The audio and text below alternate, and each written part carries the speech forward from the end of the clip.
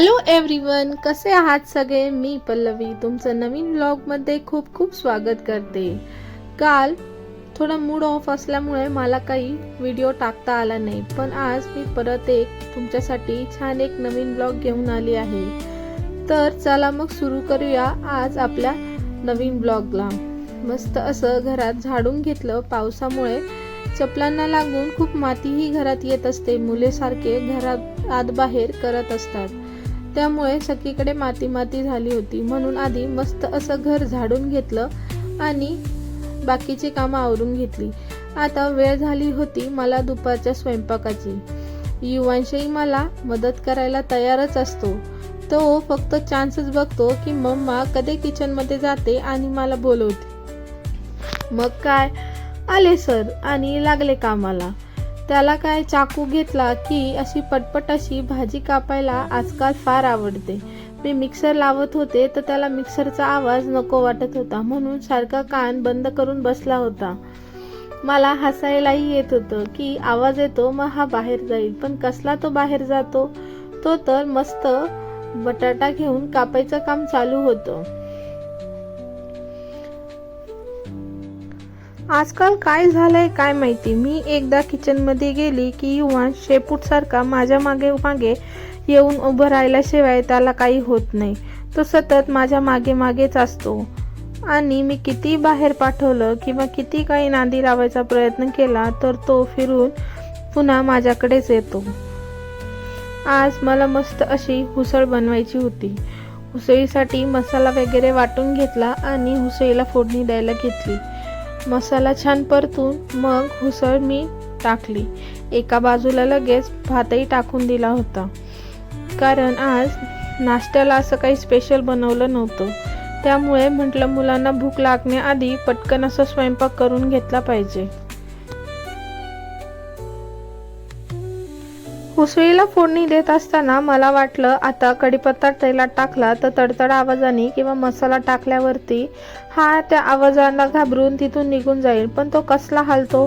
तो काय हालायचं नावच घेत नव्हता. आज त्याने पक्का जाम असा बसूनच ठेवला होता की किती काही झालं तरी मम्माचा पिछा काही सोडायचा नाही. तो आज फुल मला मदत करण्याच्या हिशोबाने का वाढवा करण्याच्या हिशोबाने माझ्या मागेच लागला होता. शांत होता, पण त्याचे काही ना काही उद्योग चालूच होते. त्याला फक्त चाकू घेऊन काहीतरी कापायचं असतं. मग काय, ज्या चाकूला धार नाही तो चाकू त्याच्या हातात देते आणि मग एखादी गोष्ट त्याला दिली की तो त्याच्या नादी लागून जातो.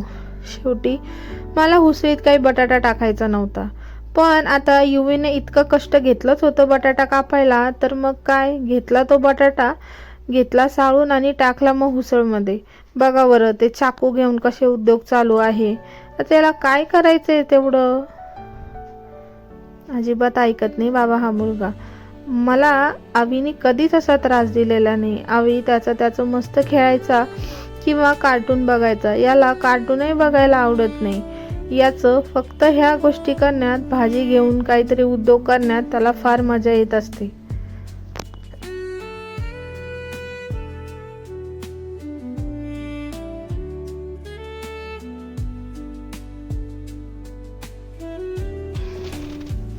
माझा मस्त असा आज उसळ भात चपात्या असा जेवण बनवायचं चालू होतं. उसळ टाकून एका बाजूला मस्त अशी पटपट तांदूळ निवडले आणि भातही घालून दिला. इकडे आवीचं काहीतरी खेळणं चालू होतं. त्याने पप्पांना त्याचे हात बांधायला सांगितले आणि इकडे तिकडे फिरत होता. मला म्हणे मम्मा मला लॉक केलं आहे. मग त्याच्याकडून काही ती दोरी सुटल्या गेली नाही. मग पुन्हा जाऊन त्याने त्याच्या पप्पांकडनंच ती सोडवून घेतली. मुलं असे काही ना काही उद्योग करतच राहतात. आता युवांशला तिथे बाहेर काहीतरी नादवण्यासाठी दिलं होतं, नाहीतर तो मला काही स्वयंपाक करू दिलं नसतं. तो कंटिन्यू माझ्या शेजारीच माझ्याजवळ उभा राहिला असता. एक तर कधी गॅसचे बटनही त्याच्या हाताशी आहे, कधी काय उद्योग करेल सांगताच येत. स्वयंपाकाला लागणारे सामान ज्या त्या वेळेला काढलं आणि पुन्हा त्याच जागेवर त्याच वेळेला ठेवून दिलं की मग तो पसारा तिथे तसाच राहत नाही आणि भाज्याही लवकर खराब होत नाही. आज मधूनच पाऊस पडत होता तर ऊनही पडत होतं. केस धुतले होते. म्हटलं आज थोडं वातावरण चांगलं आहे तर बरं होईल, पण काय माहिती हवा इतकी चालू होती की सर्दी झाल्यासारखं जाणवायलाच लागलं होतं मला. म्हटलं काय माहिती सर्दी होती की काय, कारण हवा इतकी सुटली आहे, पाऊस होतोय, परत ऊनही पडतंय, सतत वातावरण आदलत बदलत होतं. पण छान वाटत होतं आज. मुलांना सुट्टी असली की मुलांना काही ना काही करण्याची नुसती सवय असते. आता आवीचीही काहीतरी शोधाशोध सुरू झाली होती घरामध्ये. हे कुठे ते कुठे असा सतत मध्ये मध्ये येऊन मला विचारत होता. मग काय त्यालाही ते सांगावं लागत होतं की हे इकडे आहे ते तिकडे आहे. तो कॅमेरा चालू असताना त्याला होतं की मी इकडे जाऊ का तिकडे जाऊ, त्याला काही सुचतच नाही. पण मग मध्येच येऊन काहीतरी नौटंकी करत असतो. मग तो एका बाजूला उसळ आणि भात होत होता. मग म्हटलं पटकन असं पीठ मळून घेऊ, म्हणजे दोन्ही गॅस रिकामे होईपर्यंत पीठ छान मुरेल.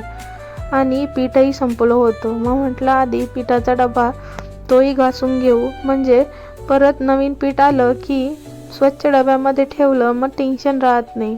मला अशीच सवय आहे, एखादी वस्तू संपली तर लगेच तो डबा किंवा त्याचं भांडं लगेच साफ करायचं आणि मग नवीन आलं की मग त्याच्यामध्ये व्यवस्थित भरून ठेवायचं. आता हा माझा सुक्या पिठाचा डबा आहे, त्याच्यामध्ये थोडंसंच पीठ होतं म्हणून तेही मी त्या पिशवीत ओतून घेतलं आणि तोही डबा घासायला घेतला, म्हणजे पुन्हा पीठ भरताना डबा स्वच्छ राहील. कारण आपलं रोज तेलकट हात लागत राहतात, कधी ओले असतात, मग त्या डब्याला डाग पडतात किंवा मग ते चांगलं दिसत नाही. एकदा घासलं की मग ते फ्रेशही होतं आणि जास्त वेळ तसंच वापरत राहिलं का त्याला तेलकट असा चिकटपणा.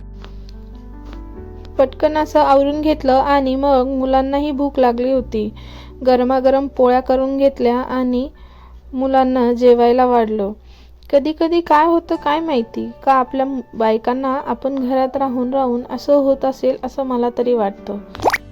आपण जास्त वेळ एकाच जागी राहिलो किंवा सतत तीच कामं केली की आपोआप आपलं वातावरण असं डिप्रेशन किंवा मूड एखाद्या कामात मनच लागत नाही. असं वाटतं आता काहीतरी बाहेर गेलं की आपल्याला फ्रेश वाटेल. आता मुलं घरी म्हटलं की पसारा हा आलाच. मुलांनी काही ना काही पसारा केल्याशिवाय काही होत नाही. पुन्हा मला झाडू मारावा लागला. आता युवीनेही इथं बटाटा कापला होता तर त्याची साले सगळीकडे उडाली होती. मग काय परत झाडू घेतला आणि परत झाडू मारायला सुरुवात केली. लहान मुलं असली की हे आपल्याला सतत करावं लागत असतं आणि मग परत संध्याकाळी एक प्रश्न पडतो की आपल्याला दिवसभर काय कामं असतात. कामं म्हणायला गेली तर काहीच कामं नसतात, पण आवरता जी आवरत असते तिलाच माहीत असतं की तिला काय काय कामं आणि तीच कामं तिला परत किती वेळा करावं लागतं हे फक्त जिचं तिलाच माहीत असतं.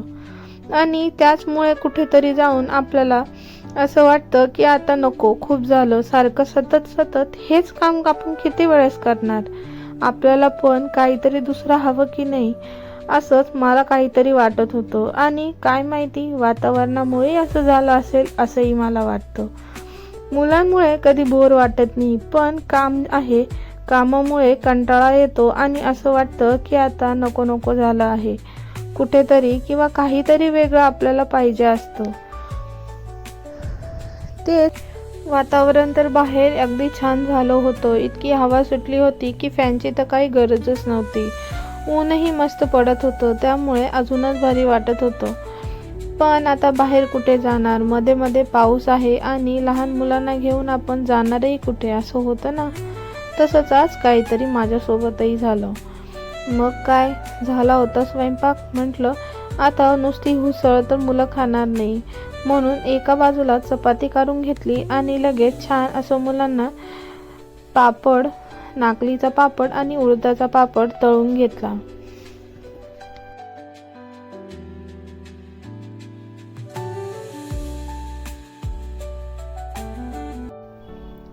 भाजीचं पातेलं उचलताना मला जरा भीतीच वाटत होती. काय माहिती मागच्या वेळेस सांडचिनी धरायला गेले आणि ते कलंडलं होतं.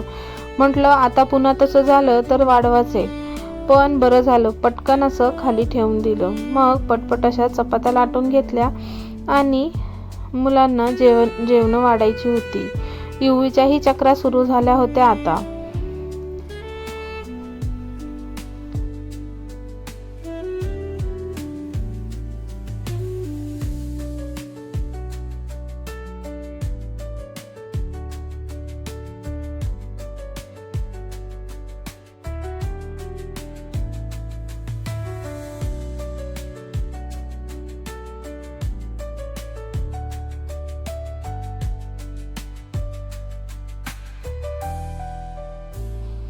चपात्या झाल्या लगेच चपात्याचा पसारा आवरून घेतला आणि पटकन असं मुलांसाठी, युवांशला हे असं चटरपटर खायला खूप आवडतं, त्यामुळे मी ते बाहेरून घेऊनच येत असते आणि घेऊन आली की मग ते तळून ठेवत असते. मग युवांसाठी ते तळून वगैरे ठेवलं आणि मस्त असं त्याला जेवताना दिलं. नाकलीचे पापड मला तरी घरीच बनवलेले आवडतात. बाहेरून आणले की त्यामध्ये रंग टाकला आहे असं मला वाटत असतं आणि मला ती खाल्ल्याच जात नाही.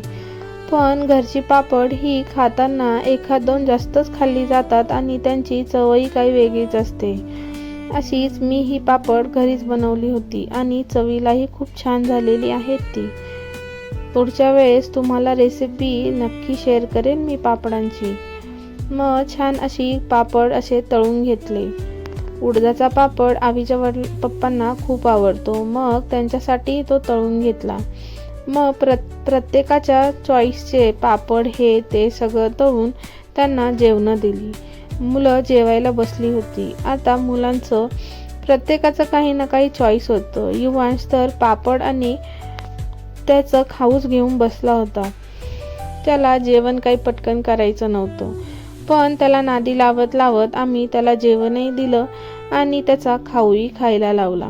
असं करूनच मुलांना जेवण द्यावं लागतं, नाहीतर ते काही जेवण करायला तयार नसतात. आणि युवांचं तर अजिबात. आज मी तुमच्याबरोबर माझं दुपारचं रुटीन शेअर केलं आहे. तर चला मग भेटूया अशाच नवीन ब्लॉग घेऊन पुढच्या वेळेस. तोपर्यंत बाय, काळजी घ्या आणि हो, आपल्या चॅनलला सबस्क्राईब करायला अजिबात विसरू नका. तर हा आहे उद्याच्या व्हिडिओची. तुम्हाला उद्यासाठी काहीतरी नवीन आणि मी कुठे गेली होती हे बघायला भेटणार आहे. तोपर्यंत उद्याच्या व्हिडिओची